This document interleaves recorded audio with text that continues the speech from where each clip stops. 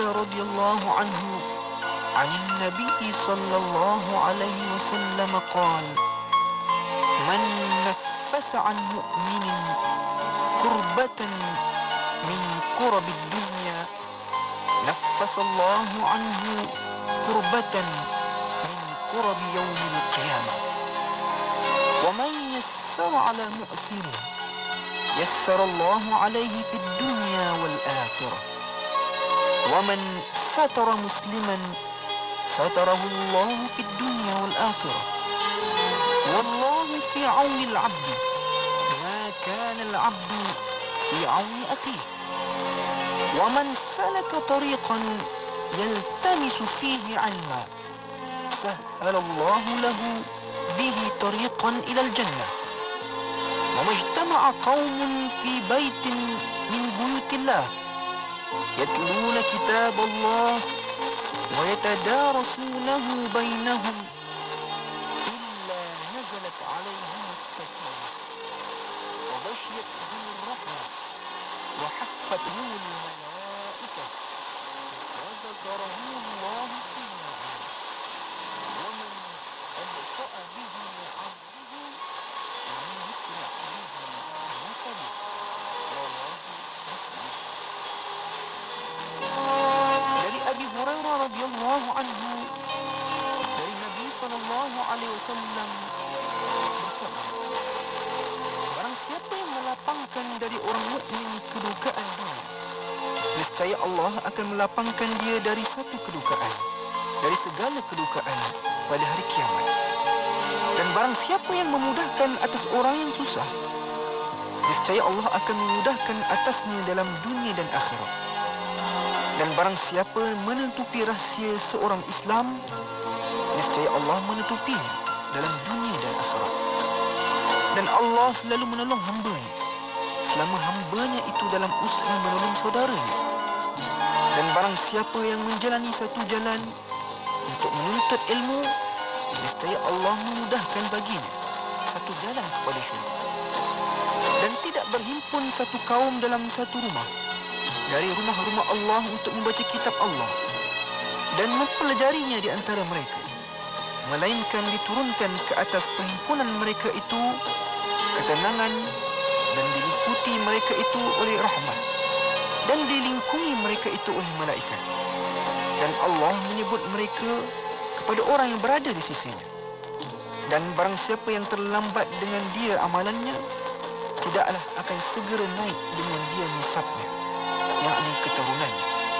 Riwayat Muslim. Allahumma afini fi badani, Allahumma afini fi sam'i, Allahumma afini fi basari. Ya Allah, sihatkanlah tubuhku, Ya Allah, sihatkanlah pendengaranku, Ya Allah, sihatkanlah penglihatanku.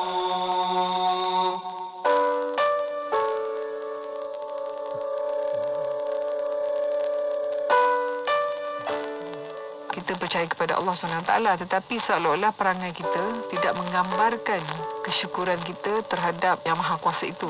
Alam itu macam ibu yang memberi kita sumber kehidupan. Jadi kalau orang Islam lagi hebat, sepatutnya dia menyayangi alam itu, sebab alam itu adalah kurniaan Allah pada dia. Dan Allah itu sendiri menunjukkan kuasa dia, menunjukkan kehebatannya. Allah yang memelihara alam ini untuk kita itu sepanjang masa, setiap saat melalui alam. Jadi konsep kita harus rapat dengan alam itu adalah sesuatu yang boleh kita pelajari.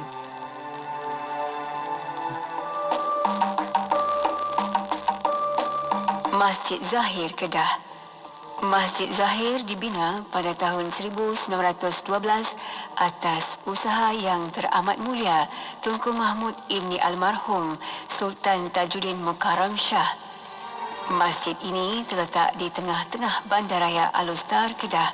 Dikenali juga sebagai Masjid Raja kerana terletak di perkarangan Istana Pelamin. Sebelum pembinaannya, tapak masjid ini adalah tanah pusara wira-wira Kedah yang gugur semasa mempertahankan Kedah dari serangan Siam pada tahun 1821. Di belakang Masjid Zahir terdapat kompleks bangunan Mahkamah Syariah dan pusat pendidikan asas kanak-kanak. Masjid Zahir merupakan masjid tercantik di Malaysia dan nombor 4 tercantik di dunia. Reka bentuknya dipengaruhi oleh seni bina Moorish dan Mongol. Masjid Zahir juga dihiasi dengan satu kubah utama dan diikuti 5 kubah mewakili 5 rukun Islam. Rekaannya juga mirip sebuah masjid di Langkat, Sumatera Utara, Indonesia. Negeri Sembilan 102.7. Dengarkan ilmu-ilmu yang bermanfaat bersama Faiz Haji Osman di Express FM, Inspirasi Inforia Islami. Inspirasi Inforia Islami Ekspresi waktu ini bertemankan saya Faiz Haji Osman. Dari hati seperti biasa, kita nak bawakan jam 9 malam setiap Jumaat. Untuk isu kali ini, kita bawakan isu-isu kekeluargaan dan juga rumah tangga bersama dengan 2 orang pakar kita, pakar undang-undang kita untuk kita dengarkan bicara. Soalan-soalan anda tentang isu kekeluargaan dan rumah tangga ini, silakan 011-29004-004. Kita buka gelanggang ilmu kita sama-sama. Dekat Facebook kita bersiaran secara langsung. Dekat Facebook pun anda boleh kongsikan soalan-soalan anda. InsyaAllah, kita malam ini nak lalukan bersama-sama dengan Ma'arif Datuk Dr. Haji Muhammad Naim Haji Mokhtar, Ketua Hakim Syariah Malaysia, Ketua Pengarah Jabatan Kehakiman Syariah Malaysia. Assalamualaikum. Ya Ma'arif.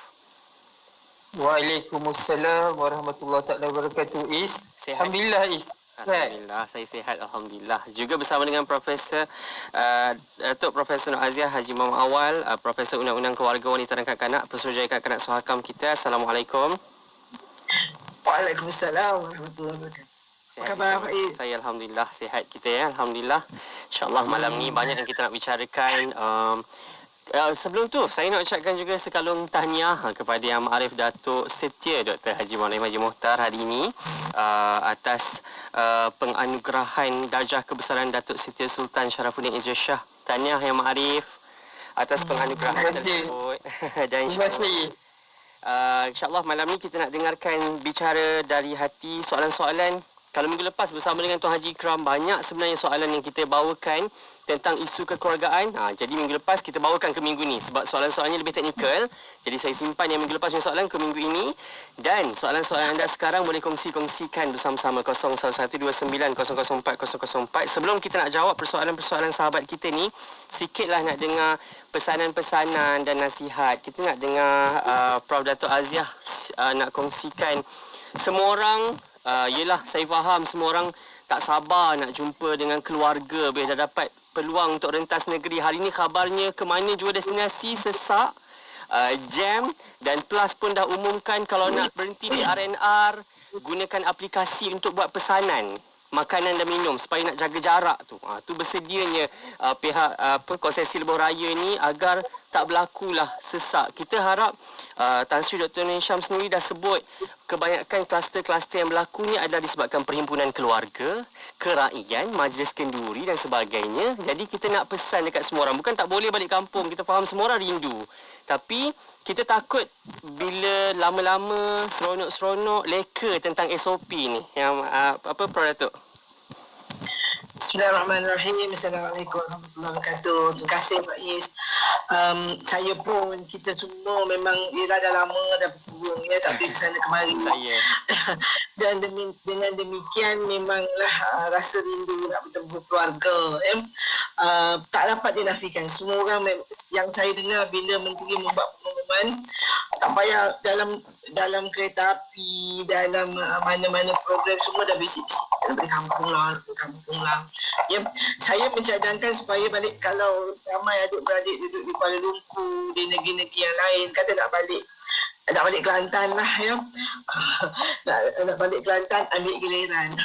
Saya cadang minggu ni aku ni balik. Depan mak tu pun seronok lah juga ikut giliran. Jadi bukan sekali berkumpul ramai-ramai. Itu satu.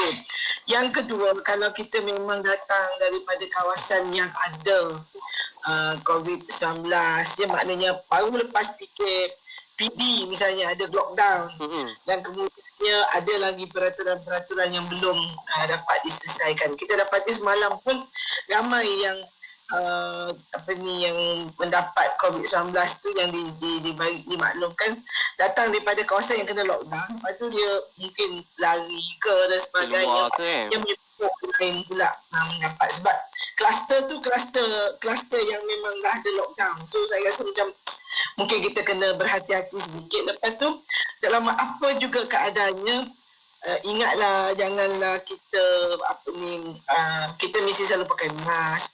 Lepas tu tak payahlah salam. Kita tahu adat kita ni memang peluk cium tu betul, tapi kita kena ingat kalau kita balik jumpa mak ayah kita ni warga mas, mereka ni very high risk.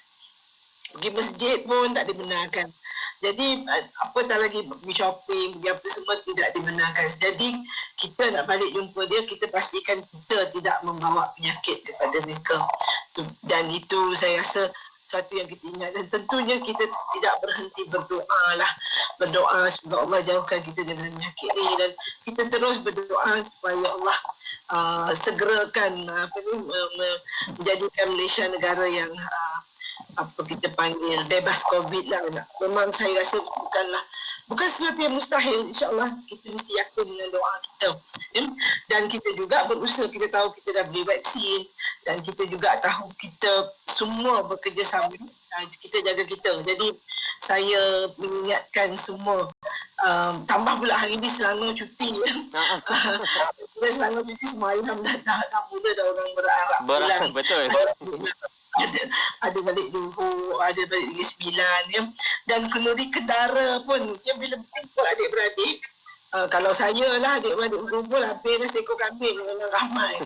Sebab tu tak boleh buat lagi. Jadi isunya ialah kalaupun ada kenduri dan keramaian kematian misalnya, ya, saya rasa kita perlu menghormati dan menghargai bahawa ini kerajaan beri kita sedikit kebebasan, kita boleh balik, boleh merentas negeri, tapi janganlah kita abuse.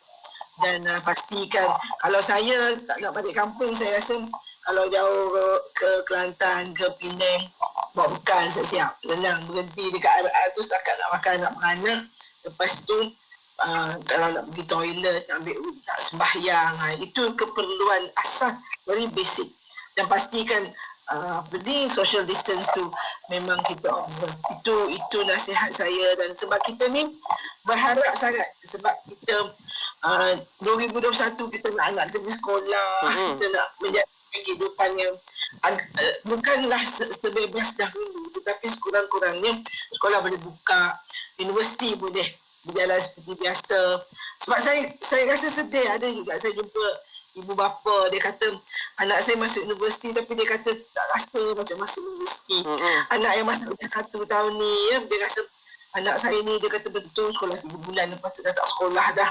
Tu on off. Jadi kita kesian dan kita harap negara kita akan keluar daripada COVID ni dengan segera kalau semua orang bekerjasama. Terima kasih Prof. Datuk, pesanan untuk kita semualah. Dan kita nak terus bersama dengan soalan-soalan sahabat pendengar kita. Ramai juga yang bertanya, dekat Facebook pun ada dah yang tanya. Yang Mak Arif ada sikit nak pesan kepada sahabat-sahabat, terutama bila rentas negeri, ada yang mungkin berpoligami sebelum ni, nak berlaku adil kepada yang lain-lain, mungkin duduk negeri lain susah dan sebagainya. Inilah peluang yang ada. Dia macam mana nak menyantuni tu. Ada pula yang nak menziarahi, melawat anak dan sebagainya, bila dah ada hak jagaan kepada pasangan, yang ni pula dah terpisah dan sebagainya. Inilah masa yang ada, tapi dalam masa yang sama kanlah patut SOP, tapi laksana tanggungjawab tu kena jalankan juga. Yang Mak Arif. Terima kasih Faiz. A'udzubillahi minasyaitanirrajim. Bismillahirrahmanirrahim. Alhamdulillah wa bihi nasta'in, wassalatu wassalamu ala rasulihil karim wa ala alihi wa sahbihi ajma'in, amma ba'. Faiz, Datuk Azia dan penonton FB Live program Dari Hati. Allah SWT sebut di dalam Al-Quran, A'udzubillahi minasyaitanirrajim, Qu anfusakum wa ahlikum nara. Wahai orang-orang yang beriman, jagalah diri kamu, jagalah keluarga kamu daripada api neraka. Tuan-tuan dan perempuan yang dikasihi sekalian, berdasarkan ayat tadi tu Faiz, Saya. Allah SWT telah mengajar kita dan memberi peringatan kepada kita untuk sentiasa menjaga diri kita dan juga menjaga keluarga kita. Dalam ayat yang lain, Allah SWT telah menyebut di dalam Al-Quran, innallaha la yughayyiru ma biqaumin hatta yughayyiru ma bi anfusihim. Sesungguhnya Allah tidak akan mengubah nasib mana-mana kaum sehingga mereka sendiri yang melakukan perubahan. Jadi, tuan-tuan dan puan, kalau kita lihat kepada kedua ayat tadi, ayat yang pertama, prinsip yang Allah ajar kepada kita ialah untuk kita menjaga diri kita. Ini yang keluar hashtag kita jaga kita. Kan? Yang itu pun memang Allah dah sebut dalam Al-Quran. Al-Wiqayah ni maksudnya kita pelihara dan kita jaga. Kita jaga diri kita dan kita jaga keluarga kita. Dan prinsip yang kedua, ayat yang kedua yang saya baca tadi tu, Allah SWT mengajar kepada kita supaya melakukan perubahan. Ini yang kita tahulah yang sekarang norma baru dan sebagainya. Apa yang biasa kita buatkan dulu kan Faiz, kan? Bila berlaku pandemik ni, dia jadi norma baru. Betul. Kan? Apa yang kita boleh buat dulu, kita tak boleh nak buat. Macam Datuk Azia dah sebut tadi. Kalau dulu berpeluk-peluk, kalau dulu boleh bila berjumpa, berpeluk, bercium apa dan sebagainya. Sekarang dah tak boleh. Kalau dulu tak perlu nak pakai mask, sekarang dah kena pakai mask. Kalau dulu bila jumpa orang tua, kena kerap jumpa orang tua. Tapi sekarang ni kalau boleh kita kena jarak-jarakkan. Tak boleh selalu jumpa sebab bimbang. Jadi maknanya kan Faiz, dalam konteks apa yang Prof Datuk Azia sebut dan ayat kedua-dua ayat yang saya bacakan tadi tu, tuan-tuan dan puan, maknanya Allah dah ajar kita supaya kita kena lakukan perubahan. Untuk apa kita lakukan perubahan ni? Tidak lain dan tidak bukan ialah untuk jaga diri kita, jaga keselamatan kita dan jaga keluarga kita. Sebab pandemik ni adalah merupakan ujian daripada Allah SWT. Mana kalau kita tidak mengambil peringatan daripada ujian Allah SWT ini dengan melakukan perubahan-perubahan yang sepatutnya. Kalau itu yang kita boleh buat, sekarang tak boleh buat, maknanya tuan-tuan dan puan, kita perlu lakukan perubahan dalam norma yang baru ini. Itu daripada sudut perubahan Faiz. Dalam apa yang Faiz sebutkan tadi tu, dalam konteks melaksanakan tanggungjawab, ini adalah prinsip Faiz. Pelaksanaan tanggungjawab ini tuan-tuan dan puan, yang ini prinsip kewajipan kita yang telah ditaklifkan kepada kita. Sama ada dalam semasa pandemik ke ataupun tidak ada pandemik ke, seorang suami yang berpoligami wajib ke atas dia untuk melaksanakan tanggungjawab dia. Bagaimana cara dia nak laksanakan tanggungjawab, kita dah bincang dulu. Kalau dalam konteks pemberian nafkah ini, banyak sistem-sistem online yang ada boleh digunakan untuk kita laksanakan tanggungjawab tersebut. Jadi maknanya tuan-tuan dan puan, bila saya sebut tentang perubahan-perubahan yang berlaku, keperluan untuk kita menjaga diri kita, menjaga keluarga kita, penjagaan ini termasuk pandemik dan COVID-19 yang berlaku ini tidak boleh menjadi satu alasan kepada kita untuk tidak melaksanakan tanggungjawab. Program dari hati yang kita adakan sepanjang hampir setiap minggu ni tidak lain dan tidak bukan ialah untuk kita saling ingat mengingati untuk melaksanakan tanggungjawab.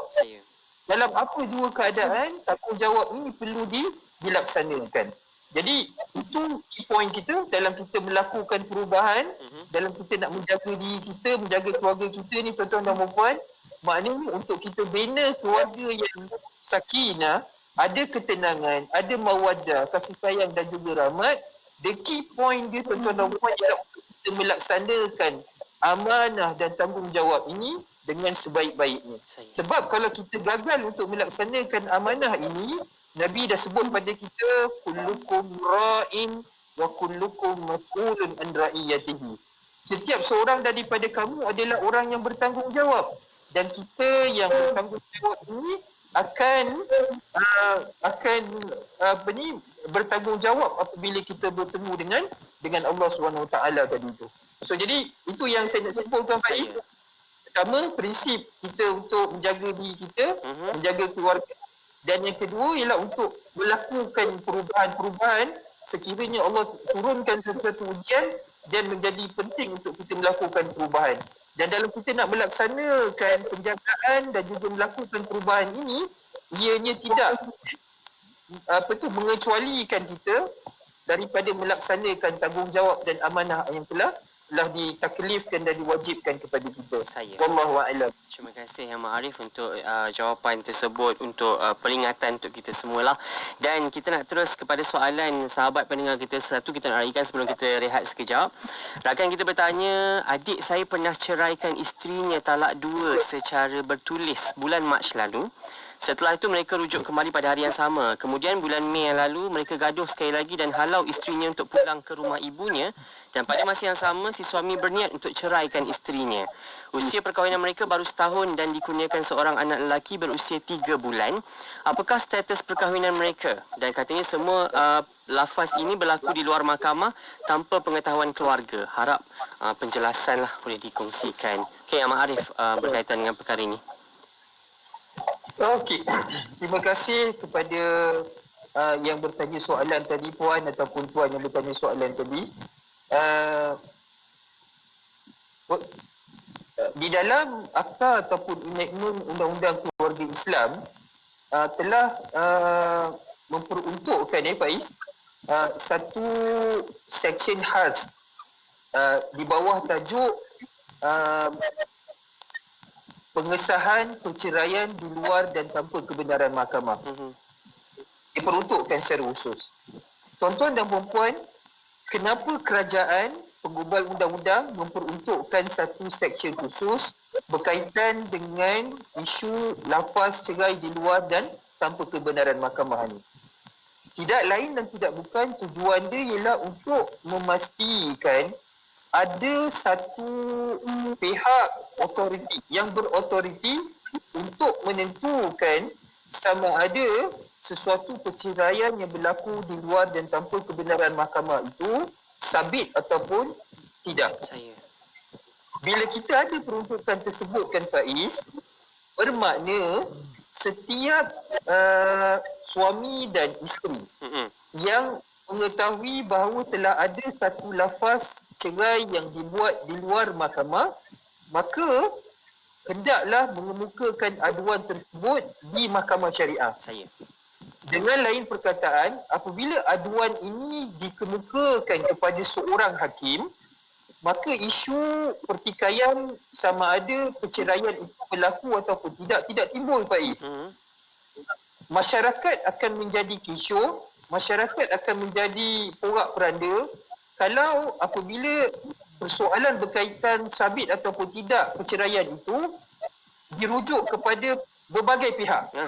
Walaupun pihak tu kadang-kadang kan Faiz, dia berautoriti, dia ada ustaz-ustaz mengajar, tetapi kita kena ingat tuan, bahawa peruntukan undang-undang sebut jelas apabila berlaku perceraian di luar mahkamah, maka ada seorang saja yang diberi kuasa oleh penggubal undang-undang untuk menentukan sama ada perceraian itu sabit ataupun tidak.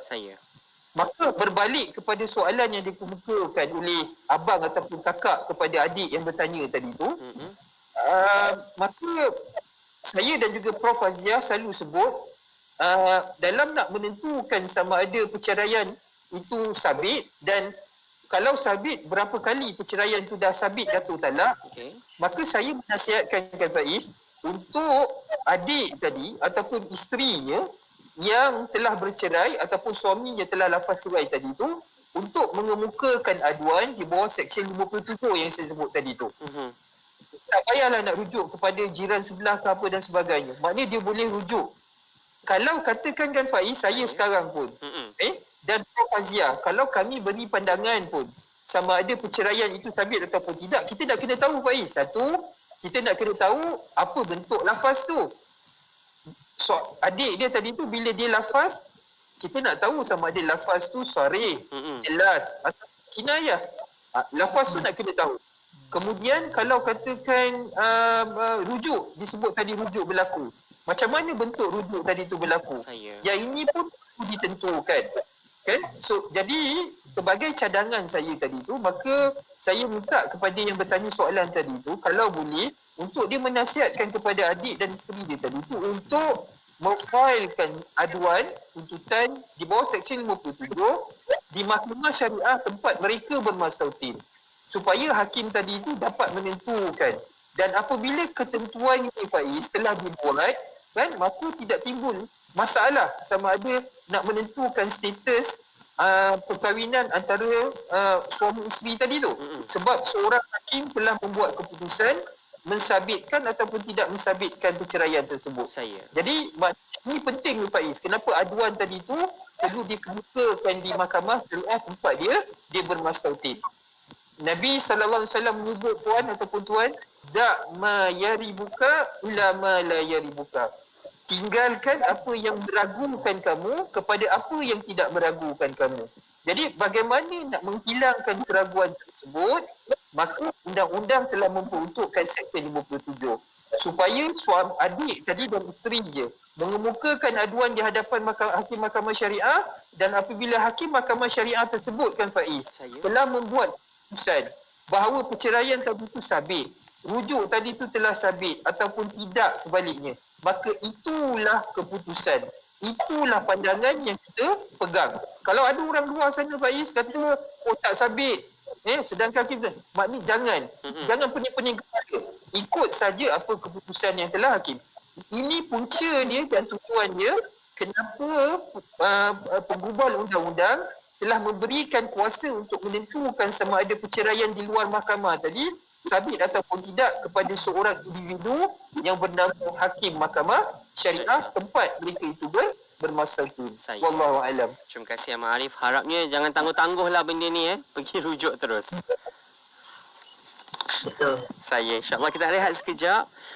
Kembali selepas ni nak tanyakan soalan selanjutnya daripada sahabat pendengar kita anda 011-29004004. Juga di Facebook kita bersiaran secara langsung pada waktu ini. Jadi anda jangan ke mana, teruskan setia bersama kami. Dari hati kita berkongsi mencari solusi.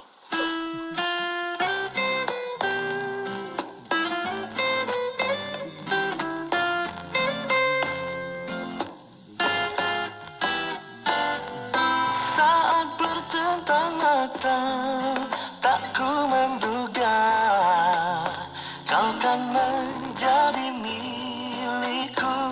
Indah terasa dunia, bahagia di jiwa, tiap detik bersamamu. Tak sanggup ku melukaimu, kau amanahku, oh kekasih. Walau apa jua rintangan ada, ku harap kita tetap setia, harungi suka duka bersama hingga ke akhir usia. Dan terima kasih untuk segalanya, kaulah anugerah yang paling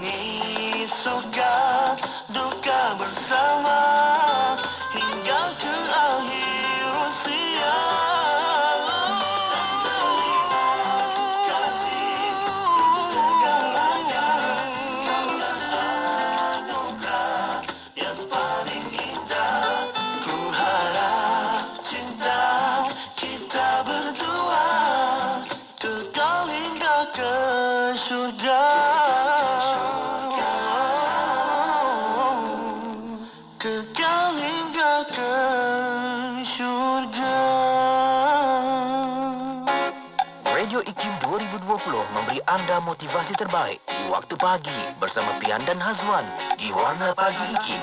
Saya Setiap tahu dia Isnin salah hingga dan Jumaat, minta maaf, itu 6 adalah hingga biasa. 10 pagi. Orang yang pelik, orang yang hina pula adalah dia salah tetapi dia tidak meminta maaf kerana kesombongan, kerana keegoan dia dan seumpamanya. Diiringi dengan lagu-lagu nasyid terbaik di Malaysia.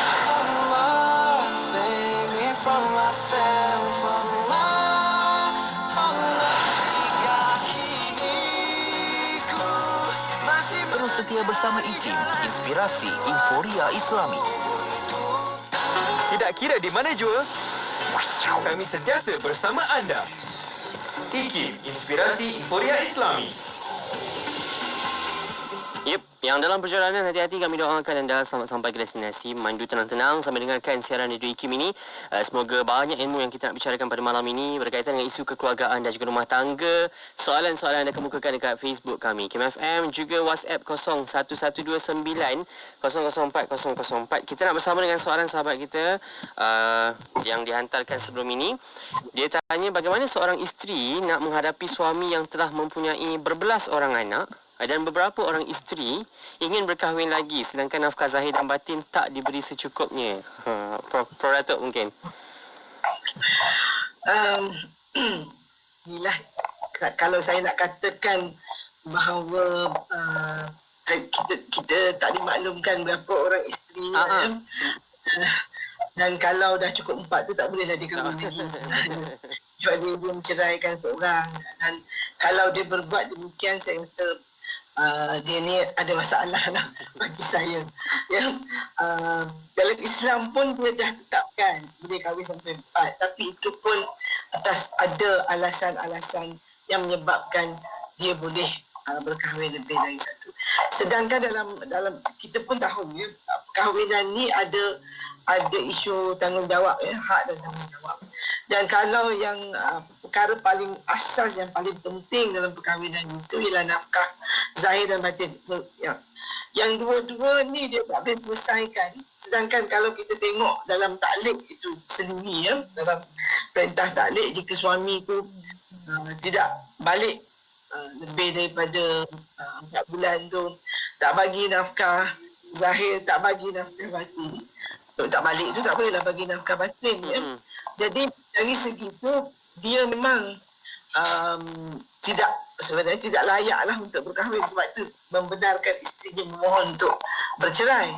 Jadi dari segi itu bila dia dah ada isteri berapa orang ni, saya rasa 2 atau 3, mungkin 4, dan dia tidak pula boleh melaksanakan tanggungjawab sebagai seorang suami, maka dia sebenarnya dari segi hukum kalau kita lihat, sebab perkahwinan ni pun ada hukumnya wajib, sunat, makruh. Jadi kalau di situ dilihat saja memang dia tidak boleh berkahwin. Haramlah bagi dia untuk berkahwin. Dan saya selalu mengingatkan orang laki-laki ya, bahawa yang selalu menganggap Taba'ala Datuk Naim dia selalu kata poligami ni hak dia. Hak tu bukannya kalau kita tengok ya, sebab dia kata ini sunnah dan ini hak dia. Sebenarnya saya tidak setuju dengan pandangan bahawa poligami itu adalah hak. Kerana poligami itu hanya boleh dilaksanakan dalam keadaan-keadaan tertentu. Dan yang paling penting sekali, tidak memudaratkan orang lain. Dari segi itu kalau dah anaknya berbelas, isterinya ada 2-3, dan itu semua tak boleh diberi makan, tidak boleh mendapat dia punya khidmat sebagai suaminya bagi isteri itu, maka bagi saya lelaki ini tidak boleh dibenarkan berkahwin. Tetapi kenapa isteri ni bertanya, saya kata macam mana dia nak buat ya? Sebab saya percaya dia kahwin, dia tak minta pada Mahkamah Syariah. Kalau dia minta kat Mahkamah Syariah, saya percaya Mahkamah Syariah takkan benarkan dia kahwin. Dia mungkin berkahwin di tempat lain dan perkahwinan itu tidak berdaftar. Dan bagi wanita-wanita yang ada kat luar sana, kalau ada orang lelaki-lelaki ajak dia pergi berkahwin ke tempat lain selain daripada di Malaysia dengan penuh adat dan mengikut hukum tu, saya rasa fikirlah dulu. Kadang-kadang saya ada beberapa kes di mana bila dah kahwin baru dia tahu, ya Allah, dia kata kalau saya tahu saya tak kahwin dengan dia. Dia mungkin kata, oh saya ni belum kahwin lagi satu. Saya dah kahwin dengan isteri saya ni lama. Saya sayanglah isteri pertama saya. Tapi saya tak ada anak. Jadi saya tak nak ganggu hubungan tu. Marilah kita kahwin di Thailand dan sebagainya. Sedangkan sebenarnya ni dah ada anak 15. Yang itu pun dia tak boleh nak jaga dan tak boleh nak menguruskan dan tak beri nafkah, dan isteri-isteri yang actually membiayai dia dan sebagainya. Jadi saya rasa perkara-perkara ini kalaulah dia boleh diadukan ke Mahkamah Syariah boleh, dan bagi isteri-isteri yang sedia ada jika suami ini tidak melaksanakan tanggungjawab dia, tak beri nafkah, maka hendaklah dia membuat permohonan untuk sama ada suami tidak berlaku adil. Kalau dia nak memohon perceraian pun dia boleh memohon cerai kerana sebab-sebab itu ada dalam undang-undang kita. Maknanya dia tidak memberi nafkah, tidak berlaku adil walaupun dia berpoligami dan sebagainya. So itu nasihat saya lah. Tapi kalau tak nak bercerai dan masa ini dia tak beri nafkah, maknanya dia tidak memberi nafkah kepada isteri dan anak-anak, maka mungkin boleh pergi ke Mahkamah Syariah untuk membuat jemputan supaya dia melaksanakan nikah dalam perkahwinan itu. Terima kasih Prof. Datuk untuk jawapan daripada persoalan sahabat kita. Yang selanjutnya dia bertanya ni seorang anak yang mungkin nak tahulah dilema ni. Dia kata, saya anak sulung dah kahwin hampir 4 bulan tanpa pengetahuan ibu dan ayah saya. Tapi Alhamdulillah nenek, pakcik, makcik saya dah tahu dan ada semasa saya kahwin. Tapi ibu ayah saya tak tahu. Adik cuma seorang yang boleh simpan rahsia.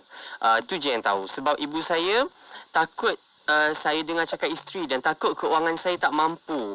Ibu saya kata kalau saya kahwin dengan isteri saya, ibu tak redha. Jadi betul ke apa yang saya buat ni? Macam mana nak perbetulkan balik? Sampai sekarang ibu ayah tak tahu sebelum nak kahwin. Semua atuk nenek, pakcik, makcik pun dah pujuk ibu ayah. Tapi ibu tak nak juga saya kahwin. Kalau saya bagi tahu dekat ibu saya bila saya nak kahwin, masa tu takut ibu saya tentang habis-habisan. Kalau tak dapat redha ibu tu, macam mana bahagia ke rumah tangganya? Pesanan sikitlah daripada Yang Ma'arif mungkin. Ini seorang anak yang yalah, kita nak bantulah ni. Yang Ma'arif mute dekat situ. Okey. Terima kasih Faiz dan terima kasih kepada saudara yang bertanya tadi tu Faiz. Saya rasa ini memang dilema yang banyak kita bincangkan sebelum daripada inilah. Bagaimana kita nak mengimbangi antara keredaan ibu bapa dalam satu-satu perkahwinan tu kan Faiz. Dan dalam masa yang sama pula bagaimana dia nak mengimbangi juga hasrat dia tu sebagai seorang yang bujang untuk berkahwin. Sebab Nabi SAW kan Faiz, dia dah sebut dah antara lain bila Nabi kata seseorang tu man istata'a minkumul ba'a falyatazawwaj. Barang siapa yang mampu untuk berkahwin, Nabi kata falyatazawwaj, maka dia hendaklah berkahwin.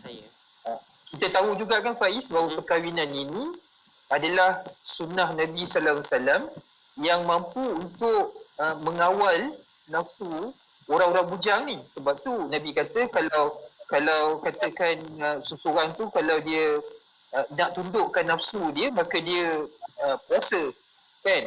Kalau dia tak ada mampu untuk berkahwinan. Jadi maknanya perkahwinan ni adalah merupakan satu sunnah Nabi SAW.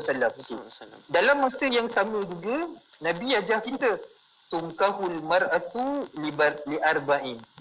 Seseorang itu bila dia nak berkahwin, dia pilih pasangan dia tu kan Faiz, kan? Kerana 4 perkara.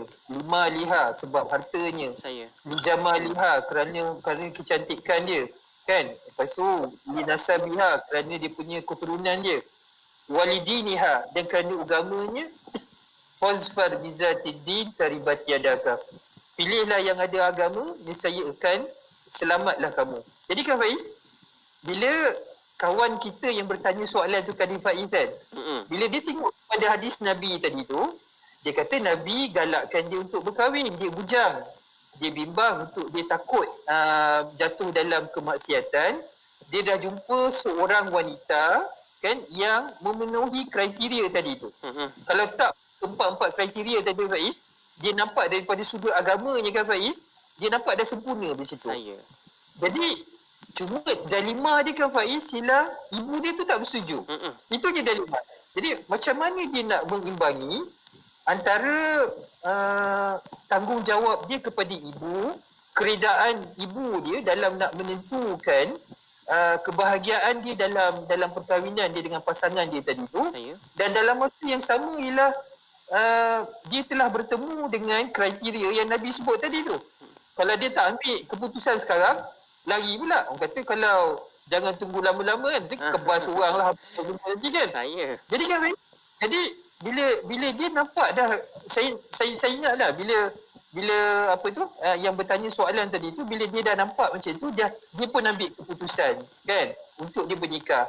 Jadi yang tahu dia kata ni apa datuk dia, lepas tu dengan adik-beradik, mak tak tahu sebab dia takut kalau katakan dia kahwin tadi, mak dia mesti takkan bersetuju. Jadi kan kepada tuan yang bertanya, saudara yang bertanya soalan tadi tu, kita kena imbang lah. Hakikat dia kan sekarang Faiz, dia telah berkahwin. Cuma dia kena, pada saya lah, kena guna hikmah, cari masa yang tentu, yang terbaik untuk dia isytiharkan pada ibu dia. Pengisytiharan ni penting Faiz. Untuk menyatakan kebenaran tu penting. Dalam konteks pengisytiharan ni lah Faiz, saya nak kaitkan dengan soalan yang kepada Datuk Aziah tadi tu. Isu poligami rata-rata tadi tu. Kan?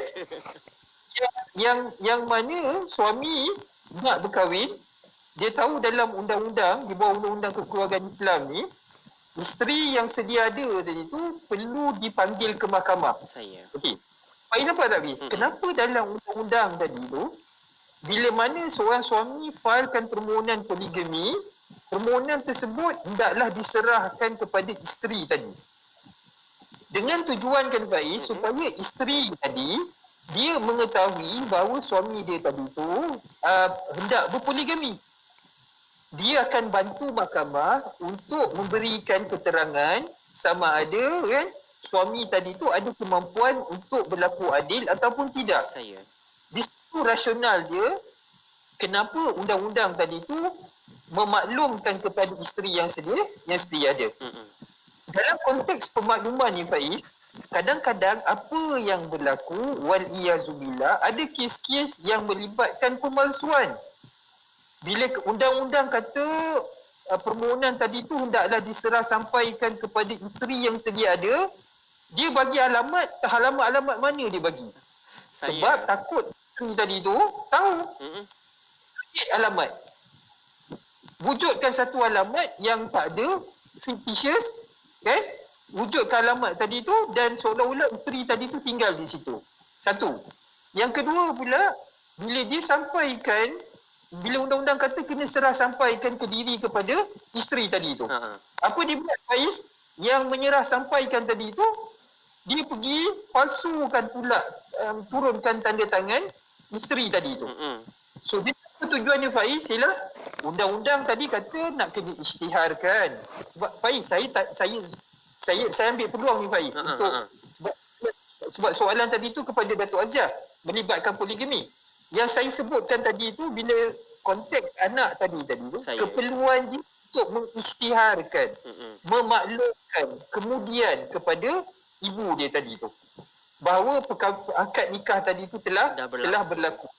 Kalau kita timbang Faiz kan, kalau lama tak diisytihar, tak dimaklumkan kepada ibu, kita bimbangkan tadi tu keredaan ibu dia tadi tu.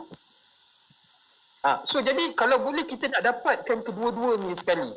Bahawa kan pengetahuan ibu tadi tu pun diketahui. Sama juga Faiz dalam konteks yang saya sebut tadi, yang permohonan poligami tadi tu. Keperluan untuk kita memaklumkan kebenaran. Berani kerana benar. Jadi itulah Faiz, maka tidak akan timbul isu. Yang inilah Faiz kan, bila mana Allah SWT sebut, kalau katakan hakim, yang Arif Hakim tadi tu kan Faiz, kalau dia katakan hakim dengan mahkamah, wal-iyazubillah, kalau katakan dia terlibat dalam pemalsuan dokumen-dokumen tadi untuk isteri tadi tu tidak maklum, Yang ini pun not acceptable. Sebenarnya tidak berlaku. Semua pihak kena main peranan untuk memastikan peruntukan undang-undang tadi tu diikuti dengan sebaik-baiknya. Jadi mahkamah mainkan peranan. Cuma yang kita bimbangkan, Faiz, kalau katakan hakim dan mahkamah yang mengendalikan permohonan poligami tadi tu, dia tidak tahu. Sebab tu peri pentingnya, Faiz, di bawah undang-undang untuk pihak-pihak memaklumkan kepada mahkamah tempat di mana pihak responden dan dia tu tinggal. Ini menjadi kewajipan. Di bawah Seksyen 41 contohnya, Faiz, Akta ataupun enactment tata cara mal Mahkamah Syariah menyebut secara jelas beri penting untuk mereka yang pihak-pihak yang terlibat di mahkamah untuk memaklumkan alamat sebenar dia. Alamat mohon tadi dan alamat pihak responden. Jadi sepatutnya tidak berlaku sebarang pemalsuan. Sebab dalam konteks ini, Faiz, hakim ataupun mahkamah tadi tu dia tidak tahu di mana tempat orang ni tinggal dia di mana. Dalam masa yang sama juga, Faiz, undang-undang menetapkan tanggungjawab kepada orang yang menyerah sampaikan permohonan tadi kepada pihak responden supaya tidak memalsukan tanda tangan penerimaan oleh pihak responden. Bila dia kemukakan dokumen tadi tu di hadapan mahkamah, Faiz, kan? Yang ini yang jadi masalah sebab hakim tadi Nabi sallallahu alaihi wasallam sebut nahkum bizawahir wallahu yatawalla sarair. Kita hukum berdasarkan kepada yang zahir. Apa yang ada depan mata dia. Maka menjadi tanggungjawablah dalam konteks poligami tadi tu, Faiz, untuk suami-suami permohonan poligami untuk mendapatkan kebenaran daripada mahkamah untuk tidak terlibat langsung dalam apa jua aktiviti yang boleh membawa kepada pemalsuan. Pemalsuan tempat tinggal, pemalsuan tempat tinggal isteri, pemalsuan tanda tangan isteri. Yang ini kalau berlaku, dia akan menyebabkan kezaliman. Menyebabkan kezaliman kepada pihak isteri tadi. Sebab undang-undang kata isteri tadi tu dia perlu tahu di mana bahawa suami dia tu membuat permohonan kebenaran untuk berpoligami. Tapi kalau tadi tu bagi alamat yang tak wujud, turunkan pula tanda tangan, palsukan pula turunkan tanda tangan, maka sudah tentu isteri tadi tu akan dizalimi. Isteri tadi akan teraniaya. Hak dia tu yang telah diperuntukkan dalam undang-undang berkaitan poligami tadi tu akan dinafikan disebabkan berlakunya pemalsuan tadi tu. Jadi nasihat saya, Faiz, kepada saudara yang bertanya tadi tu, yang soalan saya tadi tu adalah berkaitan dengan isu pengisytiharan.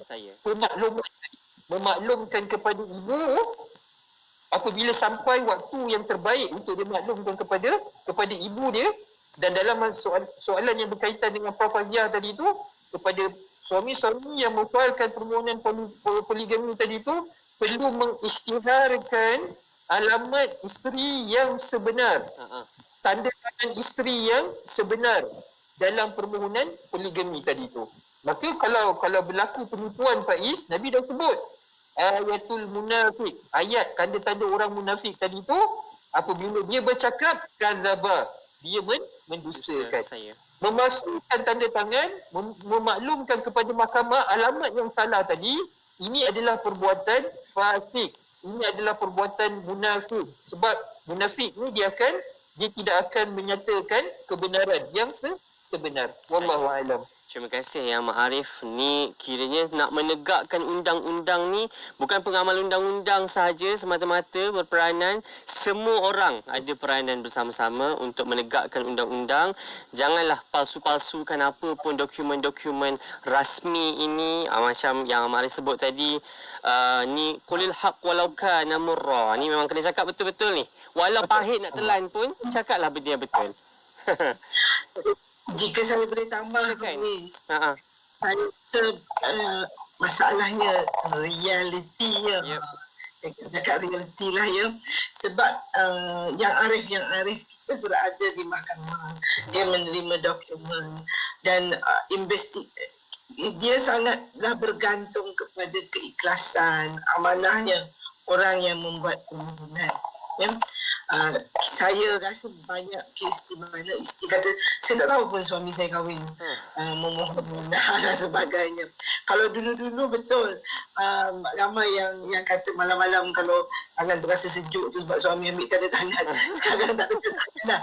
Ada suami yang pandai tidak meniru tanda tangan isteri. Ataupun ada masanya, dia kata dalam isteri kesibukan, dia kata, saya nak buat beberapa surat. Isteri pun tanda tangan lah dengan tanpa membaca apa yang dia tanda tangan. Jadi saya berharaplah kalau tidak ditanya perkara itu tak berlaku. Maknanya ditanya itu perkara berlaku lah. Adanya penipuan dalam permohonan. Satu lagi yang saya sebut tadi tu, kalau isu poligami ni, kalau dia kahwin dekat negara Thailand, susahlah.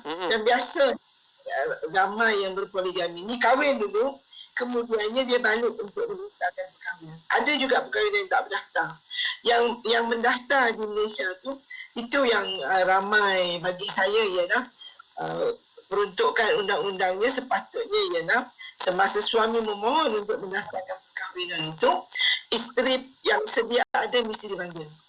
Dan dia mesti diberikan maklumat seperti dia boleh memohon untuk nafkah diberikan ataupun pembahagian harta pencerian.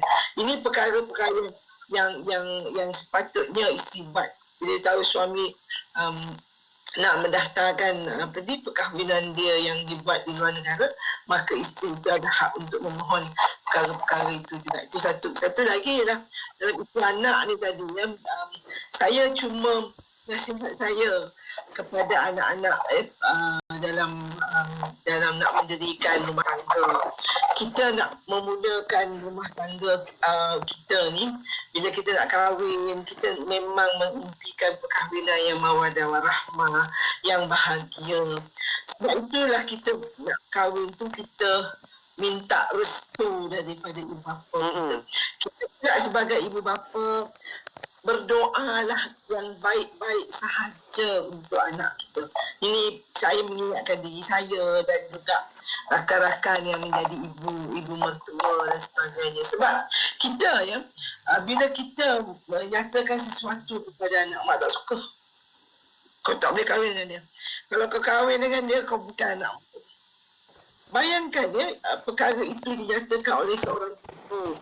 Bagi saya, anak ada hak dia untuk memilih pasangan hidup dia. Bukan mak yang nak pergi kahwin dengan budak perempuan tu, dia yang nak kahwin.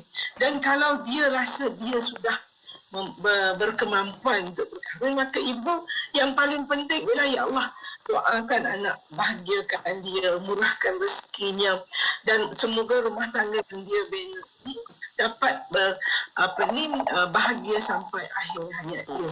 Jadi saya nak cerita satu kes di mana ada ni zaman masa saya menjadi pengetua kolej kediaman, dan ada pelajar saya, pelajar biasalah bercinta di universiti, dan kemudiannya mereka memang berhasrat untuk berkahwin. Tetapi mak kepada pelajar perempuan itu tidak suka kepada pelajar lelaki itu. Dia kata, kalau inilah calon suami yang kamu bawa balik, mak tak terima. Dan kalau kamu teruskan perkahwinan itu, dia kata kamu bukan anak dia dan kamu adalah anak durhaka.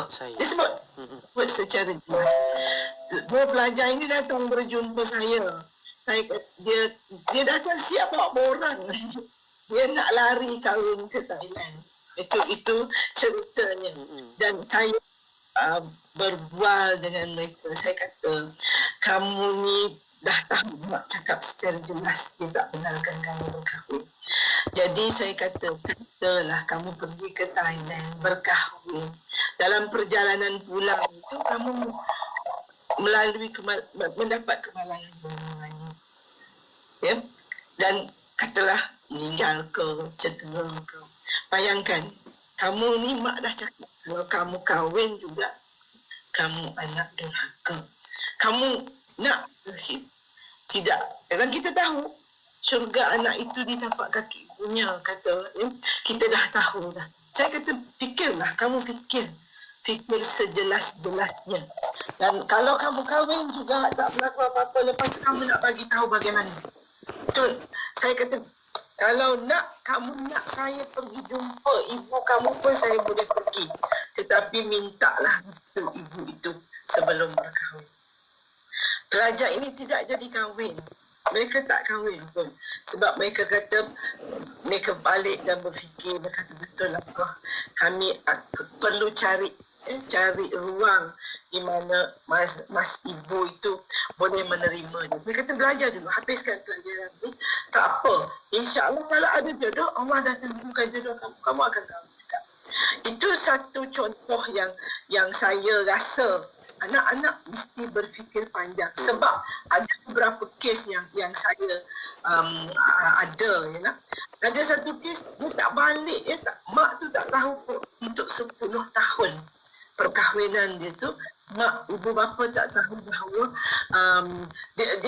ibu bapa tak tahu masa dia kahwin. Lepas tu dia maklumkan. Ibu tu halau dia. Ibu tak nak bercakap. Dan dia tak pulang ke rumah selama 10 tahun. Dan saya yang memujuk, saya kata, kamu ni anak. Saya kata, baliklah walaupun mak halau. Kamu anak dan kamu perlu minta maaf kepada ibu bapa. Dan bagi ibu bapa pula, saya pernah nasihatkan seorang ibu. Dia menangis, dia cerita, dia kata, saya sedih, saya sakit hati sebab anak saya tak dengar cakap saya dan berkahwin dengan orang yang saya tak suka. Lepas tu saya kata, Puan nak ke anak tu hidup tidak berkat, dia beramal ibadat, tetapi Puan tidak ampunkan dia. Puan nak dia masuk neraka ke? Ya, kita kena ingat begitu. Sebab kita tak tahu nyawa kita berapa lama. Saya kata, Puan, maafkan anak ini. Jadi sebagai manusia, kita memang melakukan kesilapan. Jadi nasihat kepada anak ni, carilah masa yang sesuai. Bawalah datuk dan nenek yang dah tahu tu pergi berjumpa ibu, minta ampun dan minta ibu restui perkahwinan. Bagi saya, jangan sampai terlambat memaklumkan kepada ibu. Dan ibu pula, kalau ibu tu mendengarlah program ini ataupun mana-mana ibu yang dia tak terima anak dia sekian lama kerana anak berkahwin dengan bukan orang pilihannya. Sian anak tu.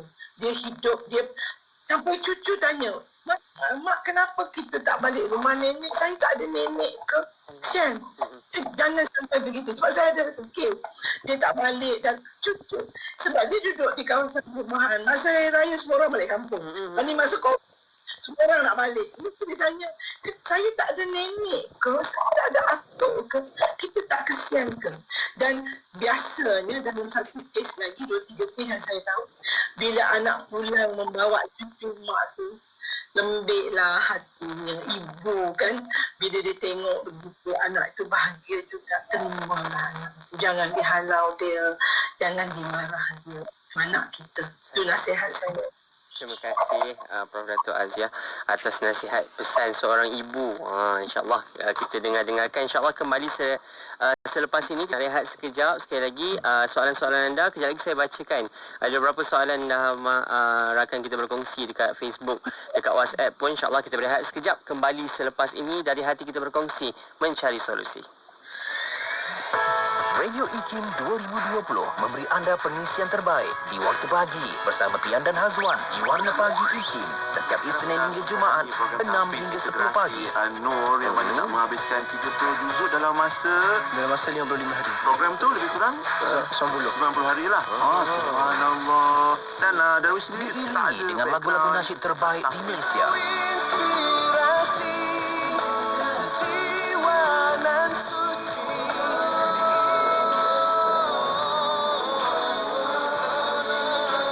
Setia bersama IKIM. Inspirasi Inforia Islami.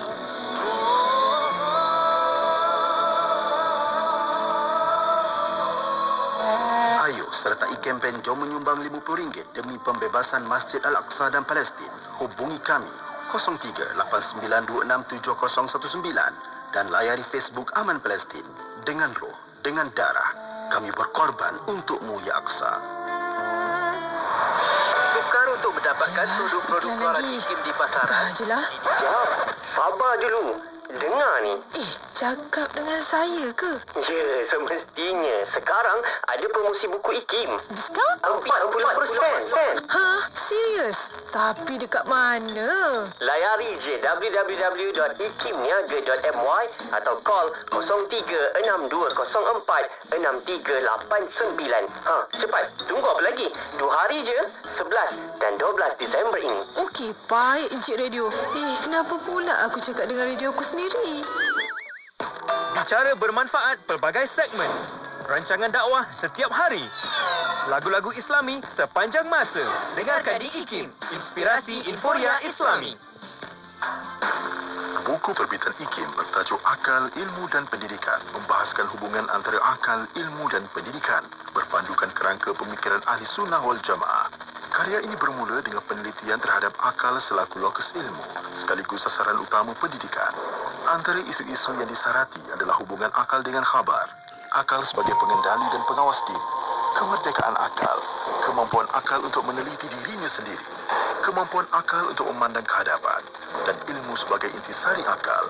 Turut dibicarakan adalah kaitan antara ilmu dan kuasa serta kepentingan penguasaan diri sendiri yang terjelma dalam tradisi ilmu Islam sebagai ilmu akhlak dan ilmu ekonomi.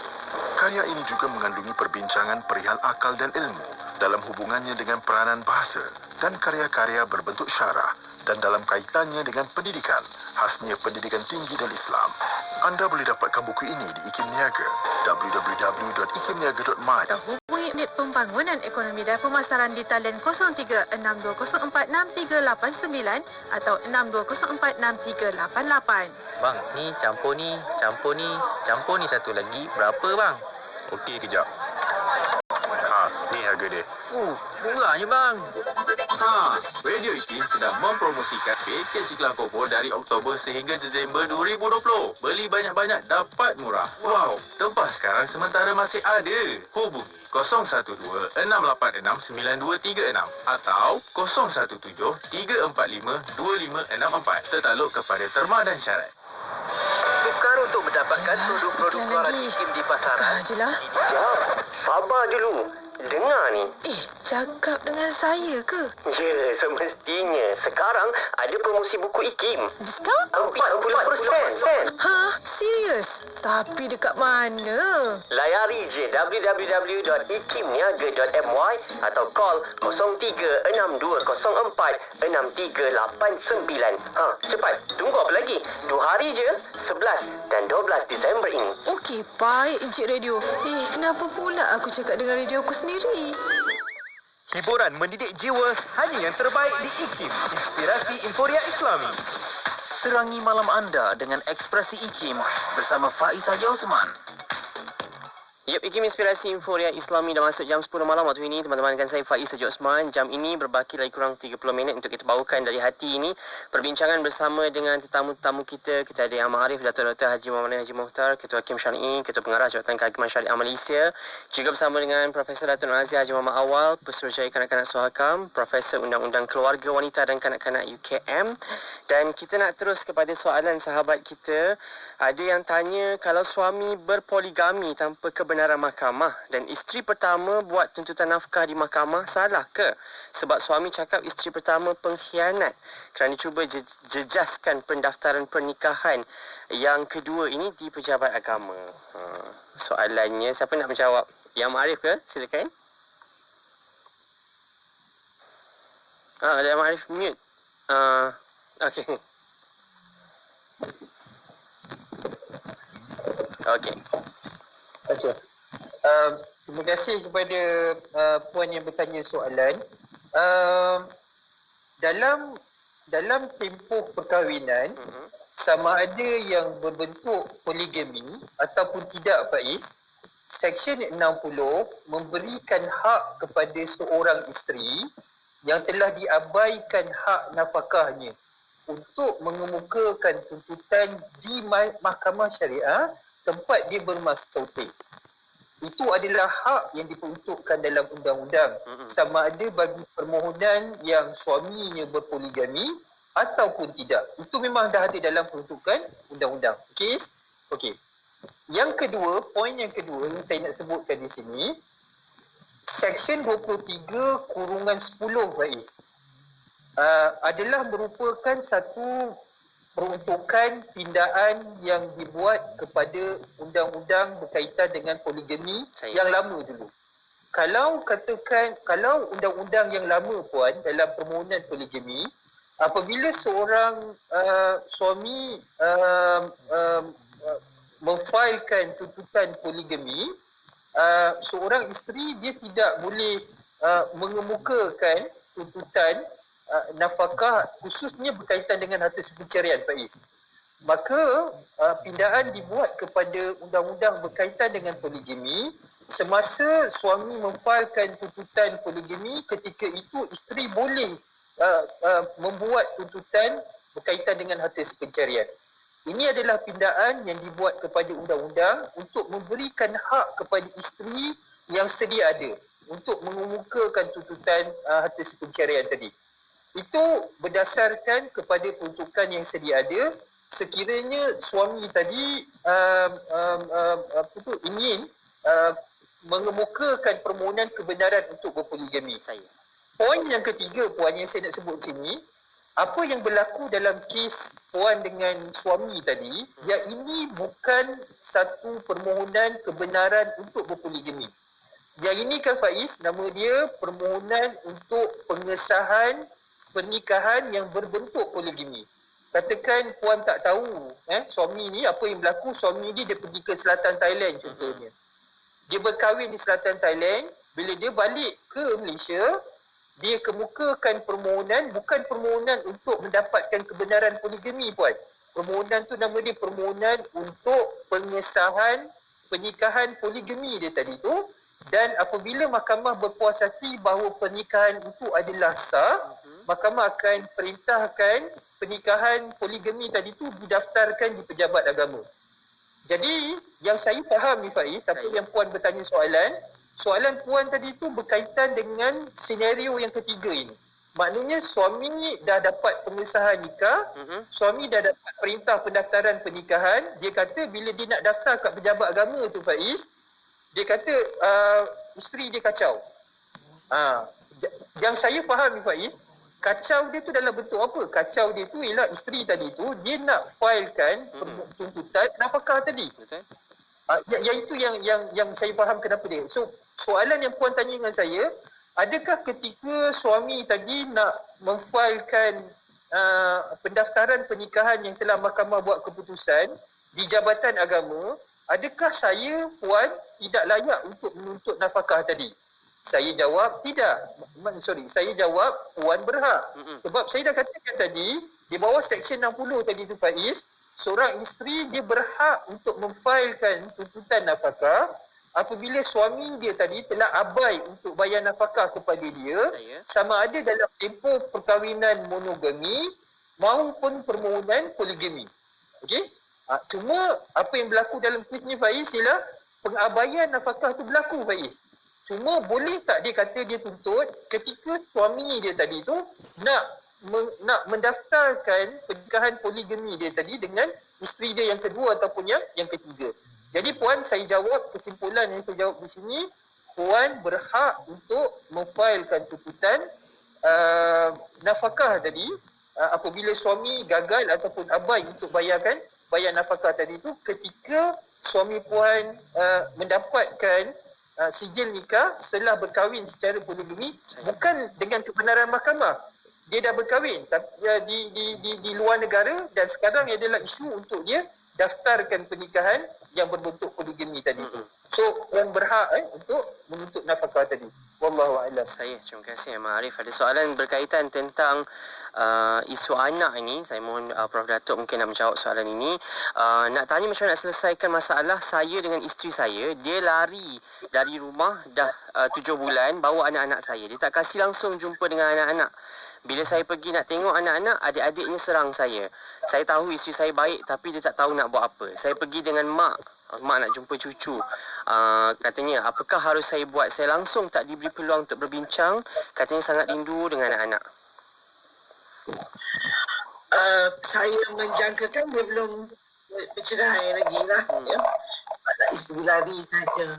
Dan dari segi itu perkara yang terbaik dia buat ialah memfailkan permohonan di mahkamah lah. Baik, kita tak pasti sama ada dia nak nak bercerai atau tidak, tetapi sebaik mungkinnya ialah untuk dia berbincang dahulu, kalau boleh berbincang dengan isteri dan keluarganya.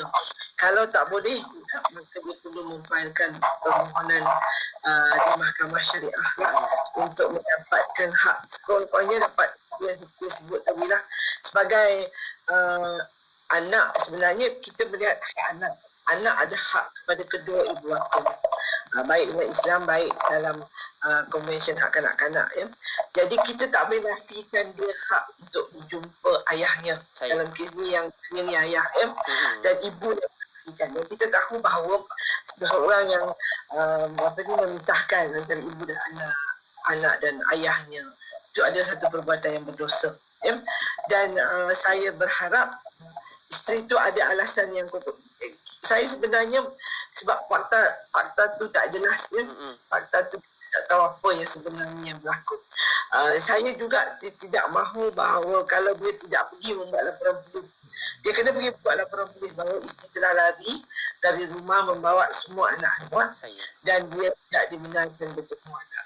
Covering note tu penting sebab kalaulah isteri pula katakanlah dia pergi ke balai polis yang membuat laporan bahawa dia lari pada rumah sebab katalah suami pukul dia dan sebagainya. Jadi kita perlu tahu kedua-dua cerita ini.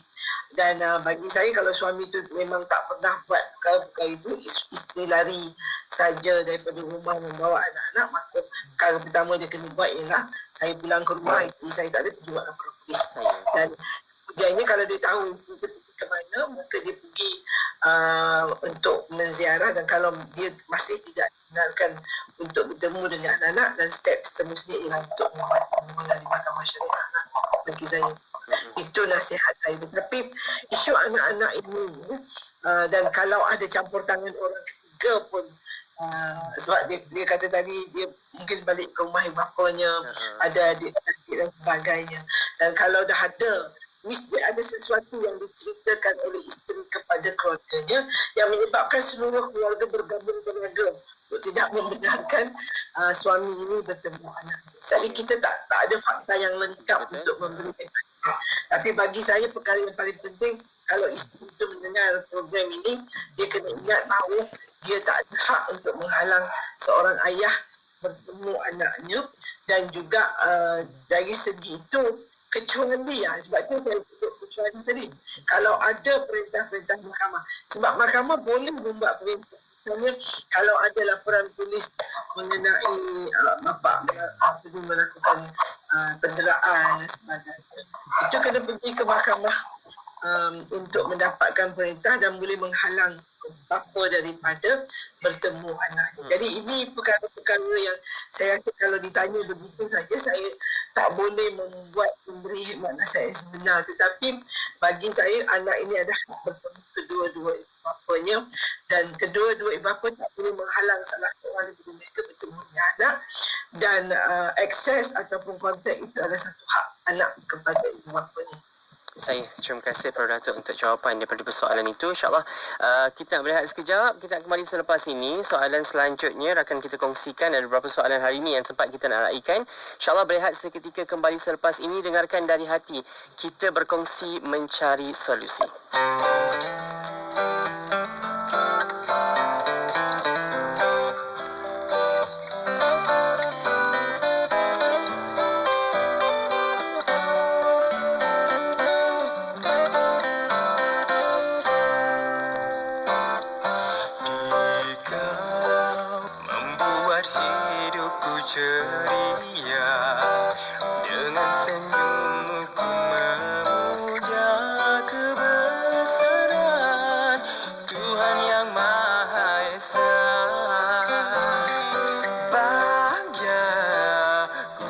Jika bersamamu tiada apa yang dapat digambarkan, membawa sinar baru, janjimu kepadaku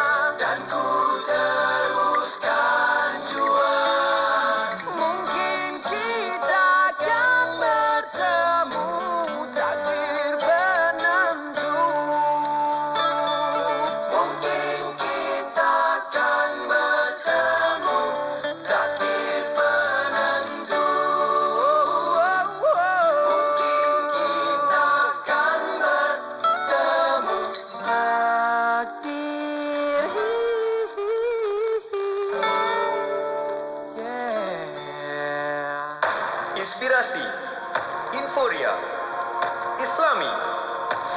Sembunyi di IKIM.